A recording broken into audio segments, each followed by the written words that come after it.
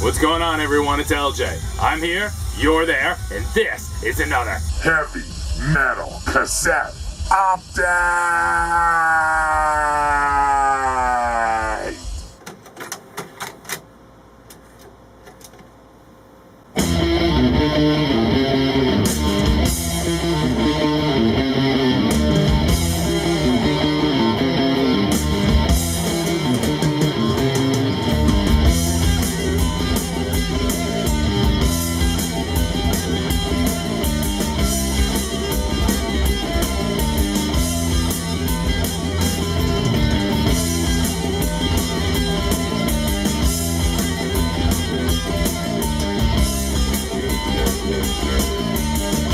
I hope everyone's doing fantastic, and it is time for another cassette update. Still continuing to go through some of the stuff that was sent to me and some of the stuff that I've turned up over the past year or so.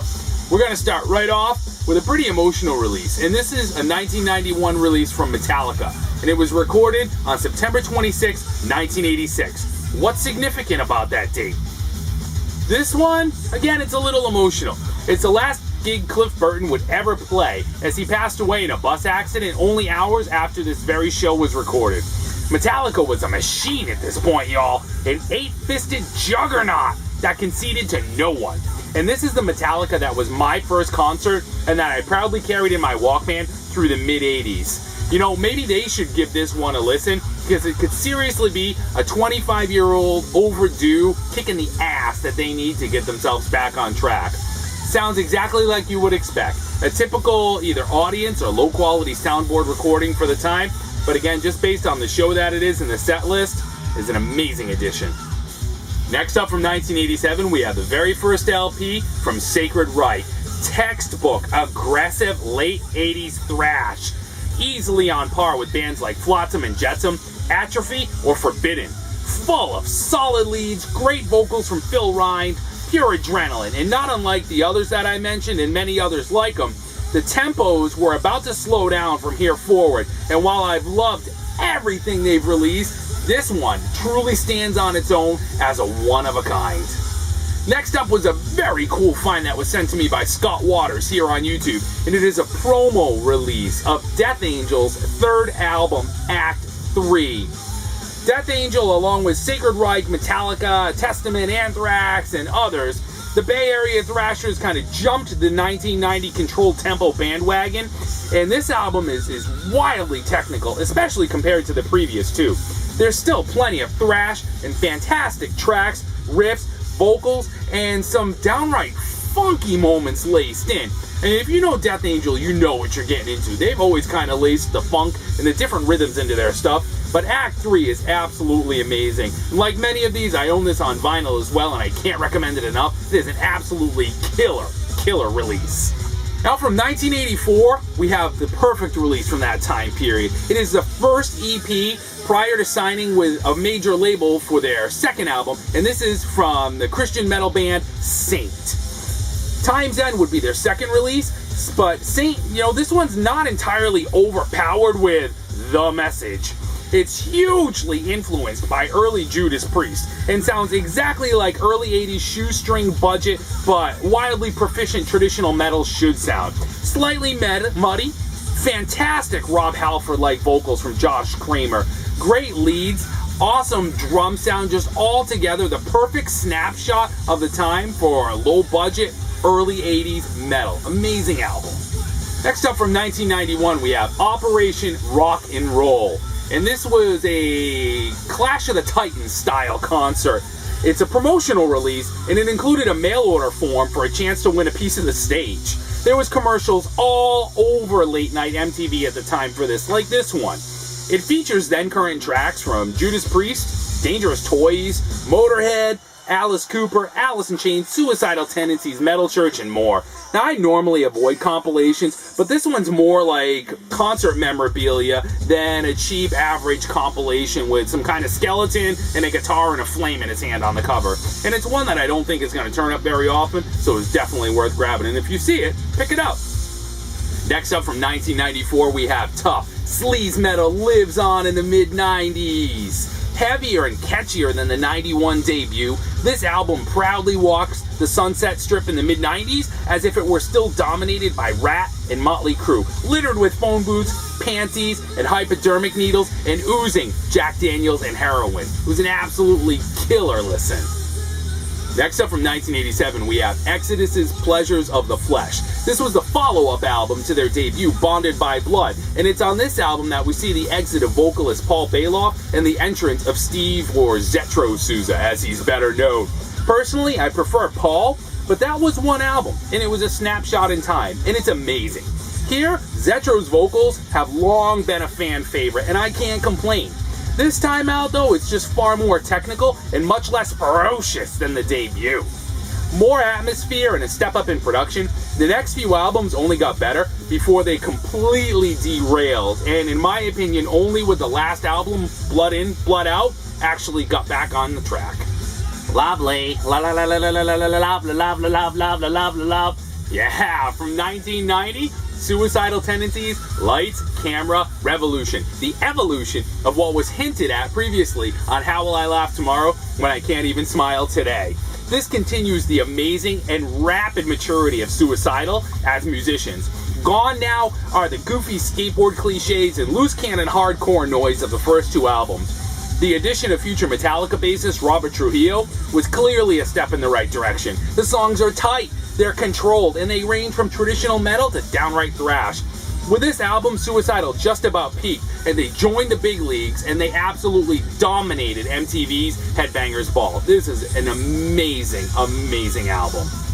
So let's stay in 1990 and chat about a band called Love Hate. If you were to take late 80s Motley Crue, early Guns N' Roses, Rat, and Faster Pussycat, chuck those in a blender with Los Angeles, the Sunset Strip, gigs at the Whiskey, and the path the band that we just looked at, Tuff, would follow just a few years later, hit puree, wait 30 seconds, and pour it out, you'd have Love Hate.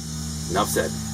Dialing back just a year, we have 1989 release, third and final release from the Ohio-based band Shok Paris, and this is Concrete Killers. Shok Paris, they're wildly underrated, and they were always touted as a power metal band. Realistically, they changed a bit between releases, and they're much less power metal and more tooth and nail type Dokken. Now, this release is much closer to their Punishing debut from 1984, and a lot less like their 1987 overproduced follow-up. You know, a lot like Great White, whose first album was really raw, really dark, and then they kind of went on into that real just ultra sleaze Aquanet arena, and they kind of never got back. Neither did Shok Paris, truly, but with this album they tried, and they almost got there, and no one else sounded like this in 1989. What a way to go out. Next up from 1988 and on Metal Blade Records, of all companies, is UFO's Ain't Misbehaving. And this was their self-proclaimed attempt to get away from the 80s after their Misdemeanor album, which I actually liked, and head back home to the safety of the 70s. Unfortunately, it didn't really go down quite that way. Aquanet was still king at the time, and I have a feeling that the producers and the record companies had a hand in this one. Regardless, it's a great EP from the 85 lineup with some rockin' tracks and just those classic UFO vocals from Phil. This one was actually released with a couple of different covers. I remember seeing it at one point. It was the vinyl, and it had, I think it was a naked chick with a gun on it, kind of similar to that Misdemeanor cover. Well, except for the girl had no clothes on. But yeah, pretty similar. Great record. Now from 1987, and again on Metal Blade Records, we have Anvil's Strength of Steel. It's hard to believe this was only their fourth album, but the fact is, they'd been gone for 4 years, and metal had changed dramatically around them in that time.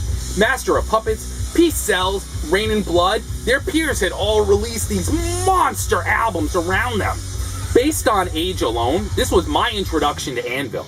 Lips' vocals are outstanding, and Rob's drumming is thunderous. It's pure, ham-fisted Anvil, updated with one seriously silly red leather jacket, which you can see on the insert when you open it up. Now, my only question is, I wonder if that red leather jacket is still in Lips' closet. That would be cool to find out. Now, in 1985, Merciful Fate had broken up, and King Diamond was just about to go solo, but not until he released the one and only true heavy metal Christmas single, No Presents for Christmas, a headbanger's anthem. None of us knew what the hell to make of this at the time. Lucifer himself, fresh from Merciful Fate, and without a single solo album yet to his name, releases a Christmas single? Now, weirder things have happened, and who are we to stop them? A now legendary release that also includes the excellent track Sharon from his as yet unreleased at the time debut, Fatal Portrait. This one has a really cool misprint on the cassette that refers to that upcoming album as Total Portrait. Now that is very cool. I wonder how many of those made it out before that was corrected. Next up from 1988 is the debut album from UK-based Sabbath, or Sabbath, History of a Time to Come. Now, I wasn't too into them at the time. I was really hung up on Creator at that point, and with limited teenage funds, I never paid too much attention to them. Clean thrash vocals. Sadly, they're just pushed way too far forward in the mix, and lethal riffs that are just, of course, pushed way too far back. Plenty of speed, but laced with some really rhythmic metal that definitely made it a great listen. It was kind of interesting, again, at the time, and at this point, those thrash bands hadn't really started to slow down into groove territory just yet. That would happen in a couple of years, so this was actually almost a little ahead of its time. I was surprised at what I was hearing when I was listening to it. I definitely dug it and will be looking for a vinyl copy of this one.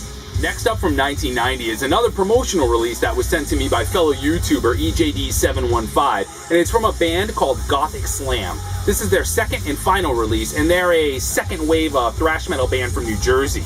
This one's produced by Wacko from Raven, so as you're gonna expect, the drums sound fantastic! Pure late 80s New York thrash attitude, a dash of Anthrax, MOD, Sacred Reich, Nuclear Assault.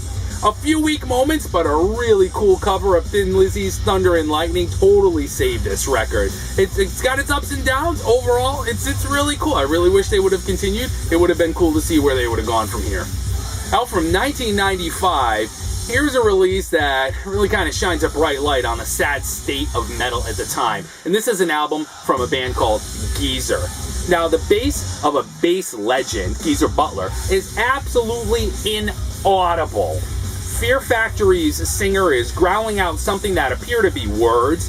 The drummer, Dean Castronovo from Wild Dogs and Journey, it kind of just seems along for the ride.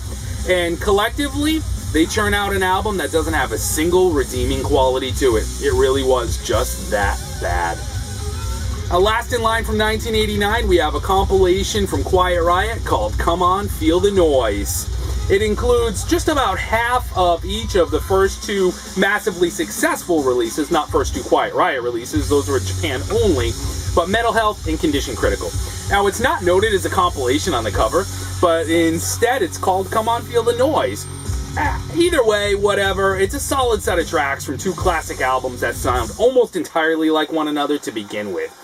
Now, with this being released in 1989, what baffles me is why Quiet Riot 3, which is an excellent album from 1986, and the self-titled Quiet Riot from 88, which is not so excellent, were overlooked on this compilation. They weren't even included.